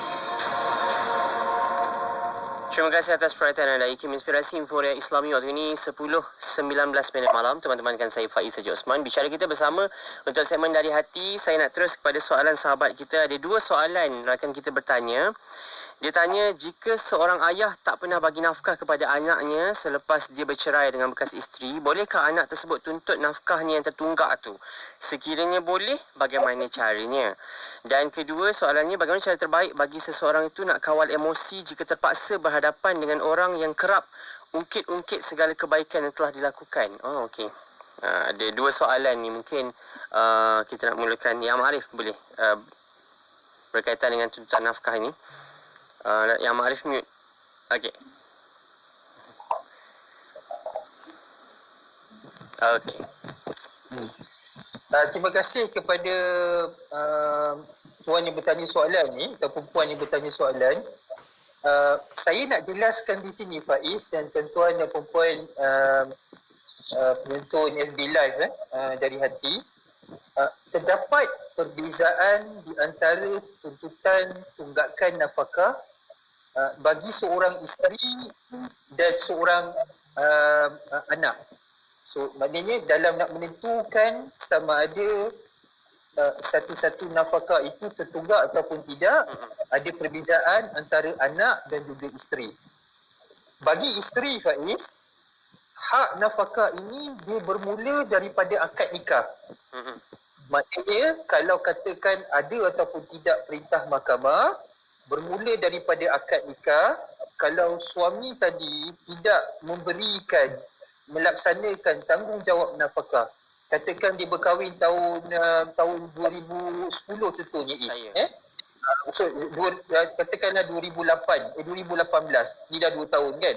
Kalau katakan 2018 berkahwin, tidak ada nafkah isteri diberikan kepada isteri tersebut, maka isteri tadi tu boleh kemukakan tuntutan tunggakan nafkah bermula daripada saat mereka ni berkahwin, iaitu 2018 dahulu. 2 tahun. Maknanya tunggakan nafkah tu selama 2 tahun. Adapun bagi tunggakan nafkah anak, dia bermulakan, Faiz, daripada perintah mahkamah. Dengan lain perkataan, sekiranya tidak ada tunggakan nafkah tu bermula daripada perintah mahkamah. Sebab tu kan, Faiz, kita sentiasa menggalakkan kepada ibu-ibu, isteri-isteri yang diceraikan dalam kes ni kan, Faiz, supaya dia mengambil tindakan yang segera. Kalau katakan dalam tempoh perkahwinan kan, Faiz, anak tu tak diberikan nafkah, maka ibu tadi dia boleh memfailkan tuntutan, dia kena failkan tuntutan tu segera. Sebab saya dah sebut tadi, tunggakan nafkah anak dia bermula daripada perintah mahkamah. Jadi lebih penting isteri ataupun ibu tadi tu untuk segera memfailkan di mahkamah syariah untuk mendapatkan perintah nafkah tadi. Sebab daripada situlah akan bermulanya tunggakan nafkah. Selagi mana tidak ada perintah mahkamah dikeluarkan, Faiz, kan, dia tidak akan dikira sebagai tunggakan nafkah. Jadi maknanya, tuan-tuan dan puan, penting di sini saya sebutkan, bila ada perbezaan antara tunggakan nafkah isteri dengan anak, maka ibu yang menyayangi anak dia tadi tu hendaklah segera memfailkan tuntutan nafkah bagi pihak anak tu seberapa segera bila berlaku pengabaian tersebut. Dalam ni kan, Faiz, dalam kes yang disebutkan tadi tu, dia bukan dalam tempoh perkahwinan, dia sebut tadi bercerai. Jadi maknanya ibu dia tadi ataupun isteri ketika perceraian tadi, selain daripada dia memfailkan tuntutan nafkah iddah dia failkan tuntutan mut'ah, dia failkan tuntutan pencerian dia kena ingat juga anak dia ni. Kalau anak dia masih kecil lagi, dia kena failkan bila bercerai, failkan sekali tuntutan nafkah anak tadi. Jadi kalau katakan dia dah dapat perintah tu pada tahun 2018 bercerai, masa bercerai 2018 tu dia dah dapat perintah nafkah anak, 2020 anak tadi tu dah boleh failkan tunggakan nafkah selama 2 tahun. Sebab dah ada perintah mahkamah pada tahun 2018. Jadi saya simpul di sini tuan-tuan dan puan, ada perbezaan antara tunggakan nafkah isteri berbanding dengan tunggakan nafkah anak. Bagi tunggakan nafkah isteri, dia bermula daripada akad nikah. Bagi tunggakan nafkah anak, dia bermula daripada perintah mahkamah. Jadi nasihat saya, untuk kita berlaku adil kepada anak-anak kita, khususnya yang masih kecil. Kalau berlaku pengabaian nafkah oleh bapa, maka ibu ataupun isteri tadi itu kena bertindak segera untuk memfailkan tuntutan di mahkamah syariah bagi mendapatkan perintah nafkah tersebut. Wallahu a'lam. Terima kasih Mak Arif untuk jawapan tersebut.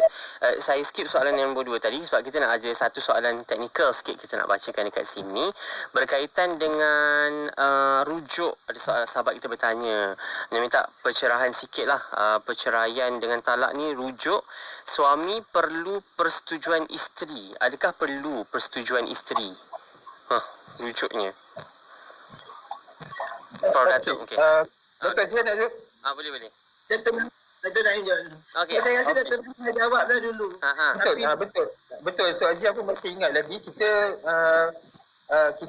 pernah dikemukakan soalan yang sama. Saya jawab dahulu kan Faiz.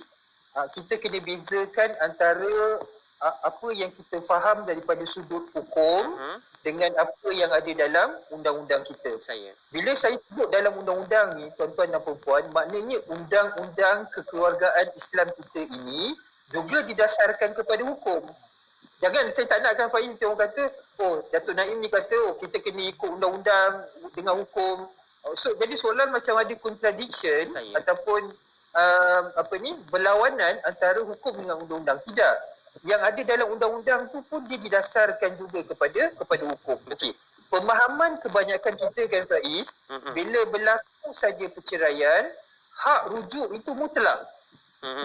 Maksudnya kalau kata suami tadi tu dia nak rujuk isteri dia, hak mutlak suami tadi tu dia nak rujuk suka-suka dia. Tetapi dalam undang-undang kita kan Faiz, sebab dia nak berikan keadilan. Begitu juga Faiz. Dalam undang-undang poligami. Kebanyakan suami akan kata, ini hak mutlak. Tetapi Datuk Azia dah kata tadi bukan hak dah tadi. Kan? Tapi suami akan kata ini hak mutlak. Tak perlu ada persetujuan mahkamah, tak perlu ada persetujuan isteri. Ini datangnya dia hukum datang daripada mana ni? Dia kata undang-undang ni bertentangan dengan hukum. Ini bila sampai bab poligami ni kan Faiz, akan kata ni tak ikut undang-undang syarak ni kata. Tak ikut hukum. Saya jelaskan di sini tuan-tuan dan puan-puan, undang-undang kita ni dia telah mengambil semua sudut. Dalam konteks poligami, dalam konteks poligami isteri dipanggil ke mahkamah dengan tujuan untuk memberikan keadilan kepada kedua-dua belah pihak. Begitu juga Faiz, dalam konteks rujuk ni Faiz, bagi memastikan suami tidak memainkan isu cerai. Dia ceraikan isteri dia, kemudian dengan sewenang-wenangnya dia pergi rujuk isteri dia tu. Seolah-olah isteri tadi tu dia tidak ada maruah diri untuk menentukan yang dia tidak boleh dipermainkan. Kalau boleh rujuk macam tu saja. Jadi sebab itulah Faiz, pendekatan yang diambil dalam undang-undang kekeluargaan Islam kita memberikan hak kepada isteri tadi juga untuk menyatakan sama ada dia bersetuju ataupun tidak dengan rujuk tadi. Apa undang-undang kata? Seksyen 47/14 menyebut dengan jelas bahawa kalau berlaku pertikaian ni Faiz maknanya suami kata dia dah rujuk, isteri kata no way, saya tak nak rujuk dengan suami saya tadi tu. Nampak? Kalau katakan tiada persetujuan daripada isteri, manakah dimasukkan peruntukan Seksyen 14 tadi tu? Kalau katakan berlaku pertikaian, maknanya bila berlaku pertikaian, mesti maksudnya salah satu daripada pihak tu tak bersetuju. Maknanya dalam konteks ni adalah isteri tu yang tak bersetuju. Maka apa undang-undang kata? Dalam keadaan berlakunya pertikaian, isteri kata dia tak bersetuju dengan rujuk tersebut, maka peruntukan 14 kata akan dirujuk kepada jawatan kuasa pendamai. Jadi di situ tuan-tuan dan puan kita perlu jelas. Maknanya dalam konteks undang-undang semasa kita, rujuk mesti kalau katakan dengan persetujuan bersama boleh didaftarkan di pejabat agama. Tak perlu pergi ke mahkamah.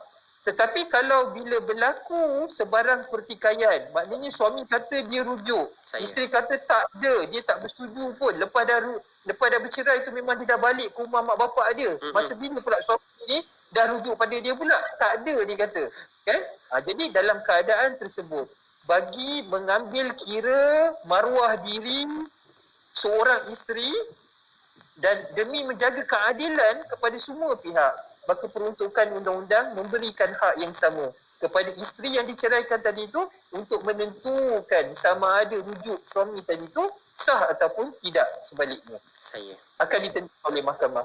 Terima kasih Mak Arif. Adakah sikit pesanan Prof Datuk sebelum kita berakhir malam ini berkaitan yang ditanyakan soalan tadi? Nasihat saya dalam isu-isu poligami ialah kalau tak berpoligami, orang Melayu selalu kata kalau tak berumah di tepi pantai, jangan takut menyambung umpan.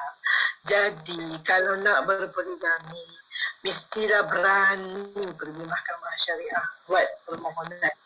Dan bagi mana-mana wanita yang diajak berkahwin sebagai isteri kedua, isteri ketiga, tak payahlah terima apa-apa alasan dari bakal suami kalau dia diajak berkahwin ke negara jiran. Kata kat dia, apa awak nak takut? Kalau awak betul-betul sayang dekat saya, awak mohon ke mahkamah. Kita kena ingat ya, mungkin hari ini kita pergi berkahwin dengan suami orang di mana isterinya menderita. Itu yang saya nak terangkan juga ya. Isteri pertama itu menderita lahir batinnya. Sebagai seorang wanita, fitrahnya ialah dia takkan suka berkongsi orang suaminya dengan orang lain. Dan dia akan merasa hancur hati. Dan orang lelaki-lelaki suami, wahai para suami, fahamilah itu bahawa isteri itu sensitivitinya. Ya? Dia tidak akan boleh dengar suaminya nak berkahwin lagi. Mesti ada alasan. Ada isteri kata saya benarkan, tak apa, sebab dia faham kenapa suami itu memohon untuk berkahwin lagi satu. Ada alasan yang cukup. Jadi bagi saya, isteri ini bukan orang yang tidak mudah sabar, bukan seorang yang tidak boleh mengawal emosi. Boleh, tetapi perlulah jelas, perlu berterus terang. Dan bagi saya juga, kita ada mahkamah syariah. Jika awak nak kahwin, ya, kita pergi ke mahkamah syariah. Dan jika mahkamah syariah berpuas hati awak memang seorang yang layak boleh mengambil isteri kedua, ketiga dan seterusnya, maka awak boleh teruskan niat untuk berkahwin itu. Dan bagi isteri yang bakal menjadi isteri kedua, ketiga dan seterusnya itu juga, dia perlu ingat bahawa jika berkahwin di negara jiran, perkahwinan itu perlu didaftarkan di Malaysia. Dan kalau tidak didaftarkan, tak ada sijil nikah Malaysia, kalau suami meninggal dunia, dia akan ada masalah. Bila anak lahir, anak mungkin tak boleh dibintikan dari kami, sehingga mahkamah puas hati bahawa perkahwinan itu sah menurut hukum syarak. Banyak masalahnya. Dan janganlah ingat bahawa untuk suka seminit dua itu, tapi penderitaannya bukan diri kita seorang, tapi melibatkan lebih ramai. Jadi bagi saya, berfikirlah dahulu, fikir panjang-panjang. Jangan ingat bahawa bukan wanita menentang poligami, tetapi banyaknya poligami menyebabkan ramai wanita menderita dan mengalami gangguan mental bagi saya. Itu saja yang boleh saya nasihatkan. Jadi kalau sayang isteri, sayang keluarga, bahagialah dengan apa yang kita ada. Selalu bersyukur dengan apa yang Allah kurniakan. Terima kasih Prof Datuk untuk nasihat sikit kepada sahabat pendengar kita hujung ini. Bersiaran untuk segmen Dari Hati. Terima kasih kepada anda yang bertanya. Terima kasih Ahmad Arif untuk jawapan-jawapan pada persoalan yang diajukan sahabat-sahabat kita. Ada berapa sebenarnya soalan dekat Facebook? Minta maaf sangat-sangat keterbatasan waktu kita. Kita akan bersua lagi InsyaAllah 2 minggu dari sekarang. Tarikh tu tarikh cuti. 25 Disember. InsyaAllah kita akan bersama-sama dengarkan kupasan ilmu. Yang paling penting macam yang Marif selalu pesan sama-sama.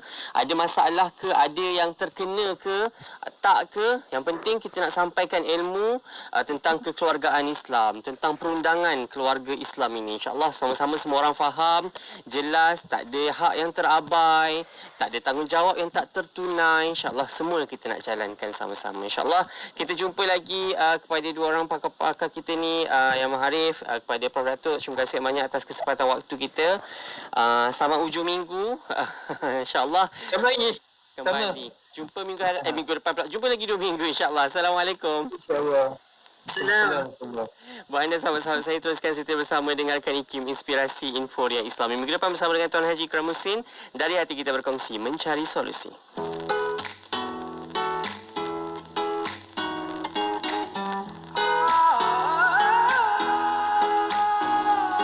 Jika ku radio dan engkau lagunya, dan aku putarkan hingga semua terleka. Begitulah kita ditakdirkan untuk bersama.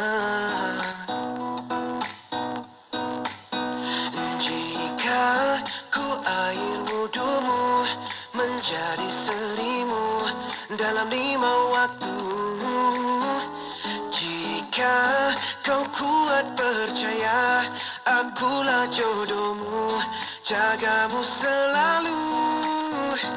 Menarilah sayang di hari bahagia, di bawah bulan bintang, kasih kita berdua, jangan bimbang sayang, kita harungi bersama, berdua selamanya, sampai ke hari tua. Cintaimu, kalau watak utama dalam setiap drama yang sering dimainkan menjadi kegilaan. Begitulah kita ditakdirkan untuk bersama. Jika ku air wudhumu menjadi serimu dalam 5 waktu. Jika kau kuat percaya, akulah jodohmu, jagamu selalu. Menarilah sayang di hari bahagia, di bawah bulan bintang, kasih kita berdua, jangan bimbang sayang, kita harungi bersama, berdua selamanya, sampai ke hari tua. Mencintai marilah sayang di hari bahagia, di bawah bulan bintang, kasih kita berdua, jangan bimbang sayang, kita harungi bersama, berdua selamanya, sampai ke hari tua. Hingga ke akhirnya kau cinta terindah, kaulah satunya sampai ke hari tua, menjadi milikku hingga ke hujung nyawa. Mencintaimu, mencintaimu, mencintaimu. Bang, ni campur ni satu lagi. Berapa bang? Okey, kejap. Ni harga dia. Murahnya bang. Radio IKIM sedang mempromosikan pakej iklan Kobo dari Oktober sehingga Disember 2020. Beli banyak-banyak, dapat murah. Wow, tempah sekarang sementara masih ada. Hubungi 012-686-9236 atau 017-345-2564. Tertakluk kepada terma dan syarat. Buku terbitan IKIM bertajuk Akal, Ilmu dan Pendidikan membahaskan hubungan antara akal, ilmu dan pendidikan berpandukan kerangka pemikiran Ahli Sunnah wal Jamaah. Karya ini bermula dengan penelitian terhadap akal selaku lokus ilmu sekaligus sasaran utama pendidikan. Antara isu-isu yang disarati adalah hubungan akal dengan khabar, akal sebagai pengendali dan pengawas diri, kemerdekaan akal, kemampuan akal untuk meneliti dirinya sendiri, kemampuan akal untuk memandang kehadapan, dan ilmu sebagai intisari akal. Turut dibicarakan adalah kaitan antara ilmu dan kuasa, serta kepentingan penguasaan diri sendiri yang terjelma dalam tradisi ilmu Islam sebagai ilmu akhlak dan ilmu ekonomi.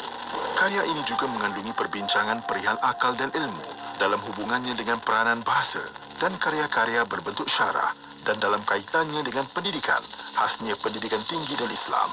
Anda boleh dapatkan buku ini di IKIM Niaga, www.ikimniaga.my. Hubungi Unit Pembangunan Ekonomi dan Pemasaran di talian 0362046389 atau 62046388. Sukar untuk mendapatkan produk-produk suara IKIM di pasaran. Jelah. Jap, sabar dulu. Dengar ni. Cakap dengan saya ke? Ya, semestinya. Sekarang ada promosi buku IKIM. Diskaun? 40%. Hah? Serius? Tapi dekat mana? Layari je www.ikimniaga.my atau call 0362046389. Cepat. Tunggu apa lagi? 2 hari je. 11 dan 12 Disember ini. Okey, baik Encik Radio. Kenapa pula aku cakap dengan radio aku sendiri? Kota Baru 89.8 Ibnul Haytham. Abu Ali Muhammad Ibn Al-Hasan Ibn Al-Haytham lahir di Basrah, Iraq pada tahun 354 Hijriyah bersamaan 965 Masihi. Di tempat kelahirannya itulah beliau berusaha mempelajari ilmu dan pada masa yang sama bekerja untuk mencari rezeki. Beliau kemudian merantau ke Ahwaz dan Baghdad untuk menumpukan perhatian terhadap pengajian serta penulisan. Ibnul Haytham merupakan salah seorang ilmuwan yang mencatat pencapaian yang mengagumkan pada usia muda. Beliau juga pernah tinggal di Mesir dan memanfaatkan masanya dengan menyalin buku-buku matematik serta falak di Universiti Al-Azhar. Ibnul Haytham menghasilkan pelbagai makalah dan kitab tentang ilmu matematik, geometri serta algebra, dan yang paling utama ialah karya agungnya yang berkaitan dengan optik, iaitu kitab Al-Manadhir yang diterjemahkan ke bahasa Latin. Ibnul Haytham menguji setiap hipotesis dengan ujian fizikal atau pembuktian matematik. Bagi menguji hipotesisnya yang menyatakan bahawa cahaya dan warna tidak bercampur di dalam udara, misalnya, Ibnul Haytham mereka bentuk kamera obscura yang pertama di dunia. Ibnul Haytham mencerap apa yang berlaku apabila sinaran cahaya bersilang pada bukaan atau liang kamera obscura dan merekodkan keputusannya. Kamera obscura ini merupakan salah satu reka cipta yang mendorong penghasilan kamera dan fotografi pada zaman moden kini. Wadah ilmu sepanjang hari. Berkongsi santapan sanubari. Pastinya hanya di IKIM. Inspirasi Inforia Islami. IKIM Inspirasi Inforia Islami. Terima kasih banyak-banyak. Alhamdulillah dah selesai tadi dari hati. Semoga perkongsian yang kami bawakan dapat memberi manfaat terbaik buat anda. Ada ilmu-ilmu yang kita nak sampaikan dan pastinya semoga dapat menyelesaikan berapalah persoalan-persoalan, permasalahan yang sahabat-sahabat kita alami. Kita doakan juga semoga apa juga ujian diberikan jalan keluar, diberikan kesabaran dan ketabahan untuk anda menghadapi ujian dan berhadapan dengan ujian tersebut. Semoga emosi kita sentiasa tenang dan terkawal berhadapan apa pun saat diuji dalam kehidupan kita ini, insyaAllah. Okay? Dan selepas ini jam 11 kita ada macam-macam lagi perkongsian. Kita ada ulangan drama Nur Hikmah. Kita juga ada santun bicara. Nak saya kongsikan karya Profesor Datuk Seri Engineer Dr. Zaini Ujang, karya daripada buku Kalau Ada Yang Bertanya. Kejap lagi jam 11.30 malam. Sekarang nak kongsikan susulan peningkatan jumlah kenderaan pada hujung minggu ini, PLAS Malaysia berhad menasihatkan pengguna lebuh raya itu mematuhi prosedur kesihatan dan keselamatan sepanjang perjalanan. Selain pelitup muka dan amalan kebersihan diri, pengguna disyorkan memesan makanan dan minuman di kawasan rehat dan rawat R&R menggunakan aplikasi Mudah Alih Plus terlebih dahulu bagi mematuhi arahan penjarakan fizikal. Pengarah urusan Plus, Dato' Azman Ismail berkata, pihaknya menjangkakan aliran trafik meningkat semasa cuti hujung minggu panjang di Selangor dan menyarankan pengguna merancang perjalanan lebih awal. Beliau berkata peningkatan aliran trafik pada cuti umum sempena ulang tahun Keputeraan Sultan Selangor ke-73 semalam menjadi jendela perjalanan pertama penduduk negeri itu melakukan perjalanan rentas daerah dan negeri susulan kebenaran diberikan sejak Isnin lalu. Katanya Plus melakukan persiapan dan mengambil langkah memastikan keselamatan, kesesaan dan kemudahan pengguna termasuk di RNR. Dan katanya di samping itu beliau juga mengingatkan pengguna memastikan kad Touch and Go dan juga e-wallet mereka ditambah nilai secukupnya untuk meminimumkan gangguan serta keperluan untuk interaksi secara fizikal. Itu antaranya. Pada anda pengguna lebuh raya Plus terutamanya, dah disarankan untuk membuat pesanan makanan dan minuman ketika di RNR menggunakan aplikasi Plus yang dah pun mereka sediakan. Aplikasi Mudah Alih, buat turunlah dekat Apple App Store, Google Play Store, buat turun sekarang. Kalau anda nak pergi berjalan, ianya dapat mengurangkan kesesakan, dapatlah kita jaga jarak fizikal kita, insya-Allah. Sama-samalah kita berperanan dalam norma baharu ini. Semua orang pun saya faham dan saya percaya ada yang rindukan keluarga, nak pulang ke kampung, ada yang ingin ambil peluang untuk cuti bersama seisi keluarga ke mana jua destinasi dalam negara ini. Pastikan boleh bercuti, tak ada masalah, cuma patuhlah kepada SOP. Pakai pelitup muka, jaga jarak. Sebab bila dah ramai-ramai ini, kadang-kadang perkara yang sering kita terlupa adalah penjagaan jarak fizikal kita. Okay? Jadi jaga sentiasa, insya-Allah. Semoga Allah bantu kita, jauhkan kita daripada pandemik ini bersama-sama. Okay? UNIC nak hiburkan anda satu tekad.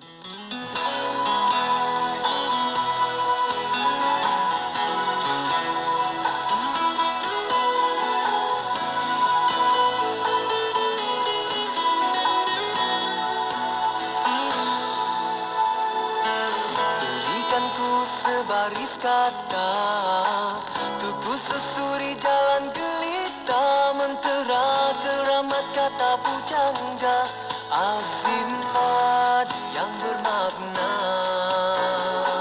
Di depan simpang bercabang tiga, tak tahu mana satu arahnya, kanan kiri manusia berdusta, mungkin rupa dayang Isa.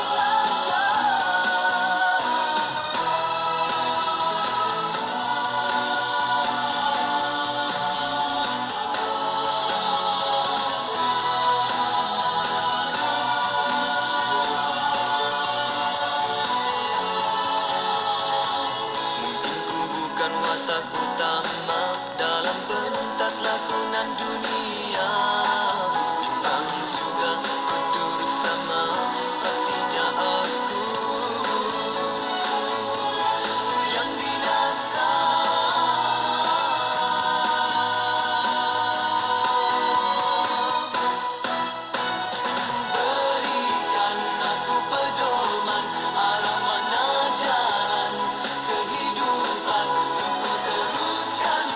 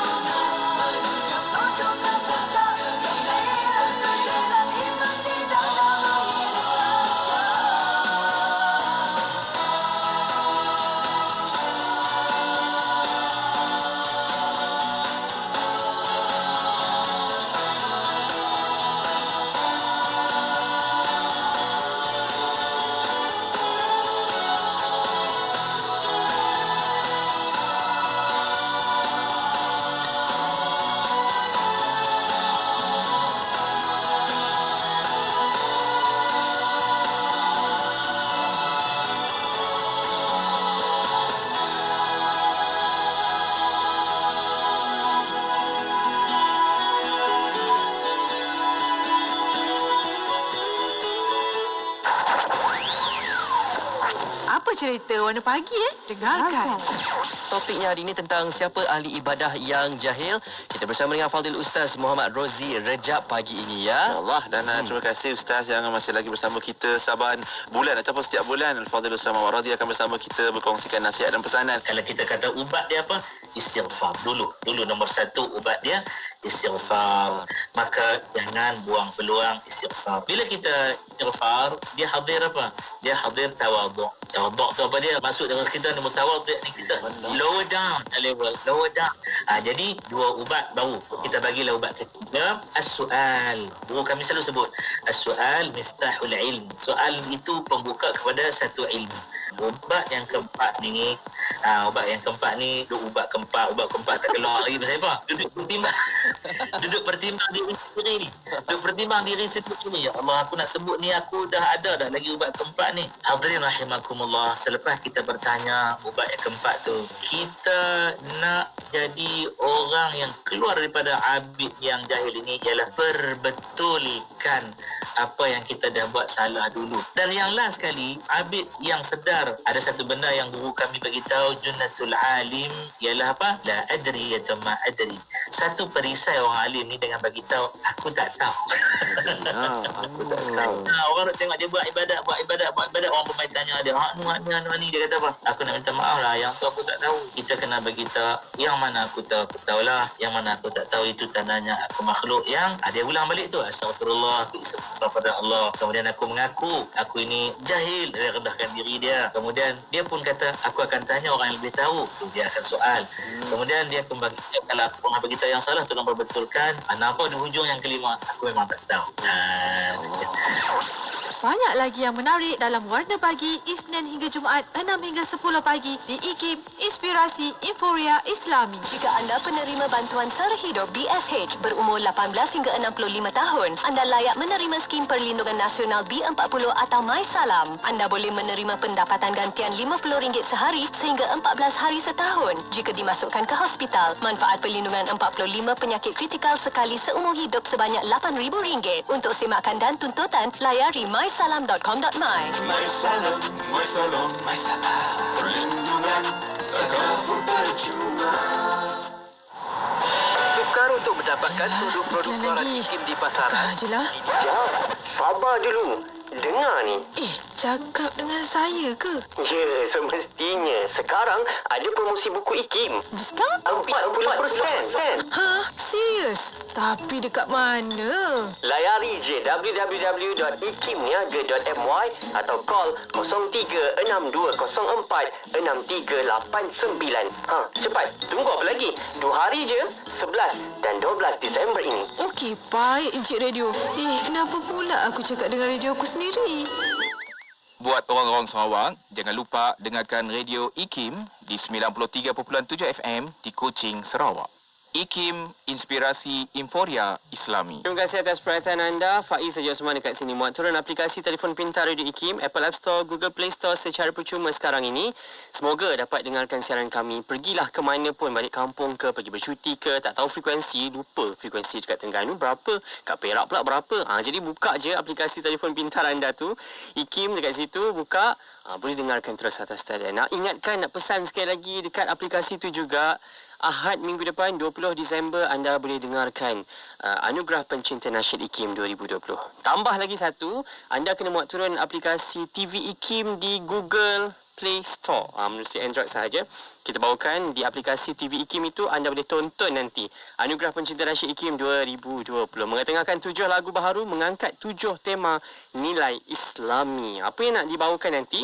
Kita ada tema yang benar, tema takwa, adil, amanah, adab, hikmah dan juga ilmu. Lagu-lagu yang dicipta baharu ini berkisarkan tema-tema inilah. Semuanya insyaAllah.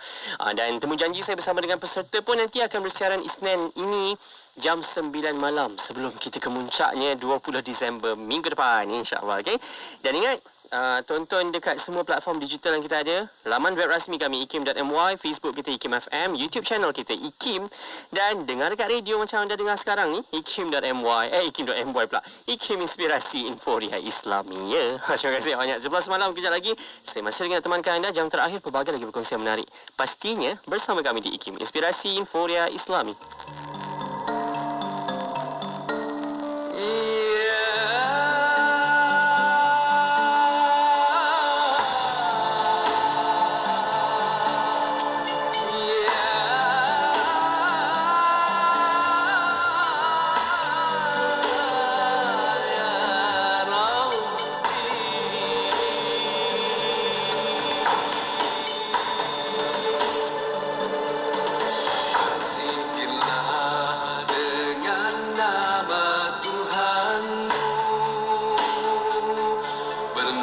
wajah